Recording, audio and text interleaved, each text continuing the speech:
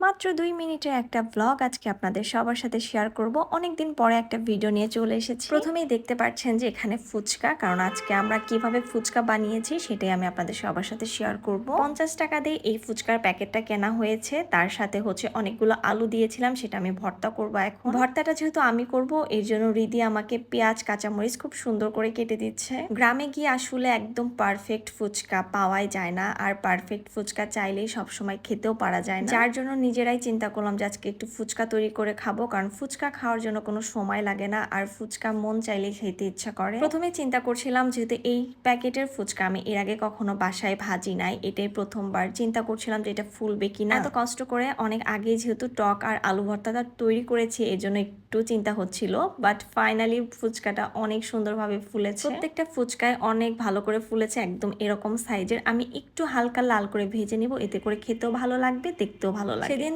অনেক রাত্রে আমরা এই ফুচকা বানিয়েছিলাম, প্রায় 10টা 10:30টারও পরে, সবাই ঘুমিয়ে যাওয়ার পরে আমরা দুজন মিলে এখানে ফুচকা বানাচ্ছি। আমার তো এখন বাহিরের ফুচকার তুলনায় নিজের হাতে তৈরি করা এই ফুচকাই আমার কাছে বেশি ভালো লাগে। আমার মন চাইলে আমি এইভাবে কিন্তু বাসায় ফুচকা তৈরি করে খাই। আপনারা যারা আসলে বাসায় ফুচকা তৈরি করে খেতে চান, এরকম ফুচকার প্যাকেট কিনে নিয়ে এসে ভেজে টক বানিয়ে খুব মজা করে এই ফুচকাগুলো খেতে পারবেন। আমি যেহেতু আগেই তেঁতুলের টকটা তৈরি করেছি, সেটার রেসিপি আমি আপনাদের সাথে যেহেতু শেয়ার করতে পারছি না, এই জন্য আমি একটু বলে দেওয়ার চেষ্টা করব যাতে করে আপনারা যারা বানাতে চান বানাতে পারবেন। প্রথমে অনেকটা পরিমাণে তেঁতুল পানিতে অনেকটা সময়, প্রায় 20 মিনিট অথবা আধা ঘন্টা ভিজিয়ে রাখবেন। তেঁতুলটা যখন পানির সাথে মিশে নরম হয়ে আসবে তখন হাতের সাহায্যে ওইটাকে একটু গুলিয়ে নেবেন, তারপরে তেঁতুল আর পানিটা আলাদা করে ফেলবেন। অবশ্যই ছাঁকনি দিয়ে ছেঁকে তেঁতুলের পানিটা বের করে নেবেন। তারপরে এটা চুলায় জাল করতে হবে। স্বাদ মতো লবণ এবং চিনি দিয়ে বেশ কিছুক্ষণ জাল করে তেঁতুলের কালারটা দেখবেন আস্তে আস্তে চেঞ্জ হয়ে এসেছে। যারা ঝাল খেতে বেশি পছন্দ করেন তারা চাইলে কিন্তু শুকনা মরিচ ভেজে তারপর হাতের সাহায্যে একটু ডলে নিয়ে তেঁতুলের পানিতে কিন্তু অ্যাড করে দিতে পারেন। এইভাবে আসলে খুবই সহজভাবে তেঁতুলের টক তৈরি করা যায়, যেটা খেতে অনেক বেশি মজা লাগে। আর এখানে আমি একদম সিম্পল ভাবে আমরা যেরকম আলু ভর্তা খাই সেইভাবে আলু ভর্তাটা করেছি, তবে সাথে অল্প একটু জিরার গুঁড়ো অ্যাড করেছিলাম। এরপর আমরা ফুচকা নিয়ে চলে আসি বাহিরে, কারণ আমাদের ইচ্ছাই ছিল ফুচকা নিয়ে আমরা বাহিরে বসে অনেক মজা করে ফুচকাগুলো খাবো। প্রথমেই রিদি ট্রাই করছে,